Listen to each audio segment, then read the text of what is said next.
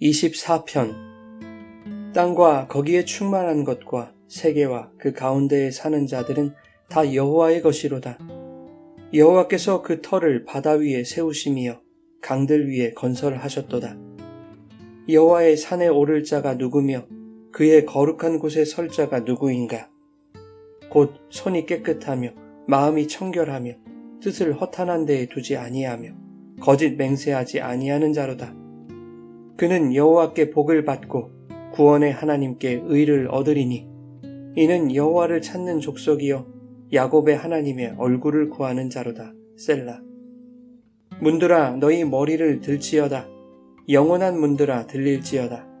영광의 왕이 들어가시리로다. 영광의 왕이 누구시냐? 강하고 능한 여호와시요 전쟁에 능한 여호와시로다. 문들아 너희 머리를 들지어다. 영원한 문들아 들릴지어다. 영광의 왕이 들어가시리로다. 영광의 왕이 누구시냐? 만군의 여호와께서 곧 영광의 왕이시로다. 셀라.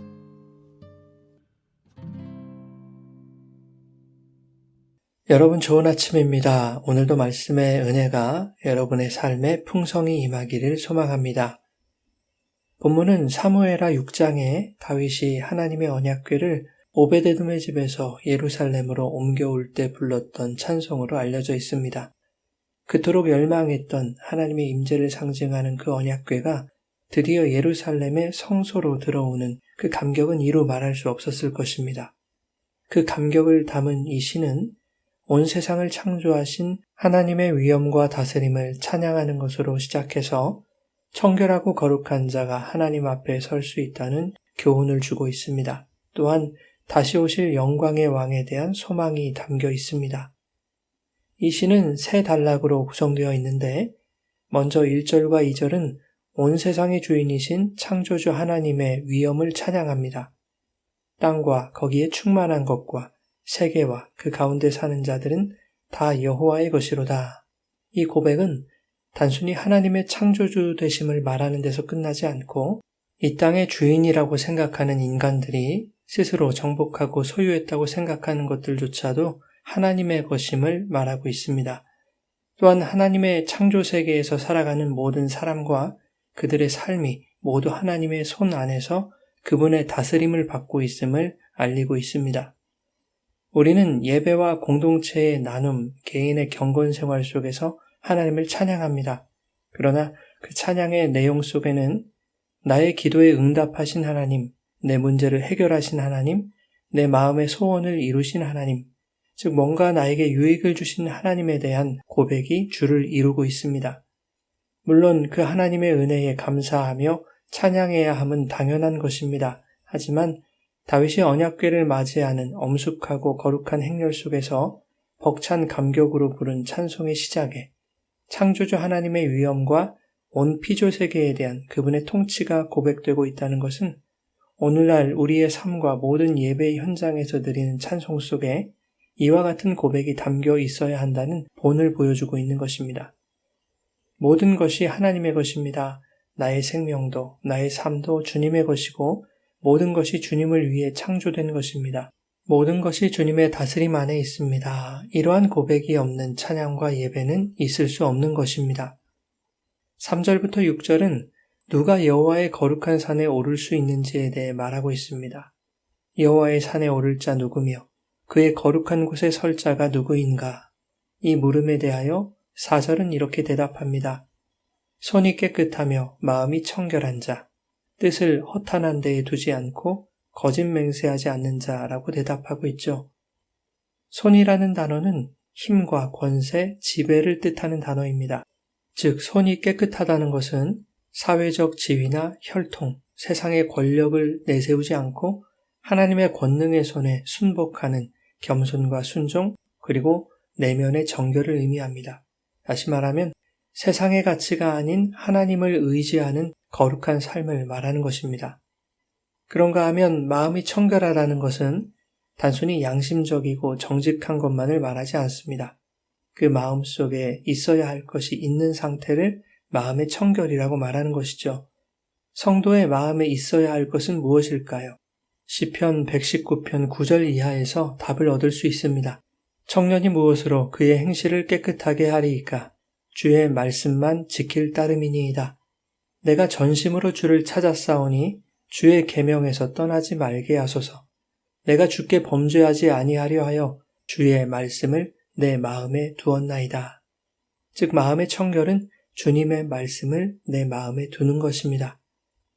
마태복음 5장에 마음이 청결한 자는 복이 있나니 그가 하나님을 볼 것이라고 말씀하고 있습니다. 그렇듯이 마음이 청결한 자, 마음에 말씀을 두는 자가 하나님을 볼 수 있으며 오늘 본문에서는 그가 여호와의 거룩한 곳에 설 수 있다고 말하고 있는 것입니다. 6절에서도 그가 하나님의 얼굴을 구하는 자다라고 말하고 있죠. 한편 뜻을 허탄한 데에 두지 않는다는 것은 무슨 뜻일까요?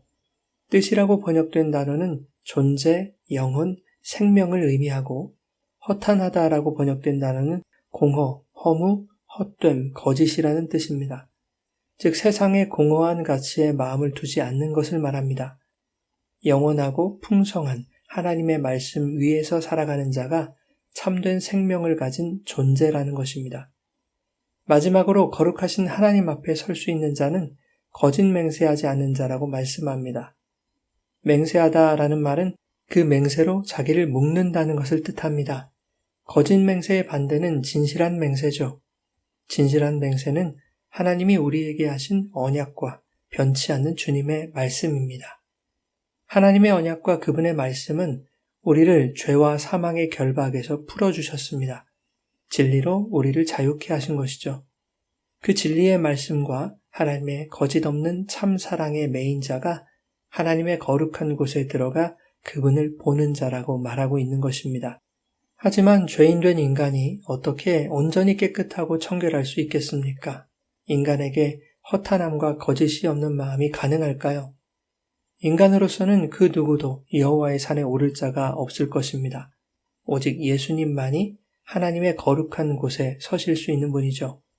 그러므로 성도는 예수 그리스도를 통하여 아버지께로 나아갈 수 있으며 주님 안에서 하나님을 만날 수 있다는 것을 교훈하고 있습니다. 7절부터 10절은 다시 오실 영광의 왕에 대한 찬양입니다.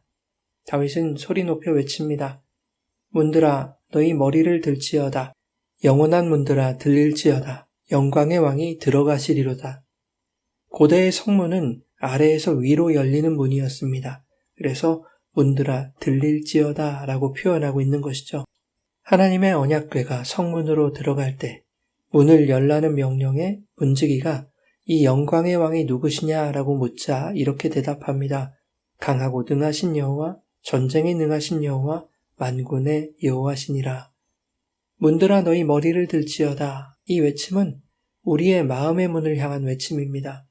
우리의 마음 속에 영광의 왕이 들어오시도록 마음의 빗장을 열라는 것이죠. 요한계시록 3장 20절에 내가 문 밖에 서서 두드리노니 누구든지 내 음성을 듣고 문을 열면 나는 그에게로 들어가 그로 더불어 먹고 그는 나로 더불어 먹으리라고 말씀하십니다. 우리가 어떻게 마음의 문을 열 수 있습니까? 우리의 힘으로 열 수 있는 것이라면 영원한 생명과 구원이 인간의 능력에 달려있다는 의미가 되고 맙니다. 그러나 구원은 전적인 주님의 은혜이죠. 인간 스스로 마음의 문을 열 수 없기에 주님이 친히 문이 되어주셨습니다. 주님이 운명하시자 성소의 휘장이 갈라졌습니다. 그런데 히브리서 10장 20절은 그 휘장이 곧 주님의 몸이라고 말씀하죠. 주님은 십자가에서 죽으심으로 자신의 몸인 휘장을 가르신 것입니다. 그렇게 그리스도라는 새로운 문, 새로운 살 길을 여셔서 그 문을 통하여 하나님 앞으로 나아갈 수 있게 하신 것이죠. 사랑하는 여러분, 온 세상을 지으신 하나님만이 찬양받기에 합당하십니다.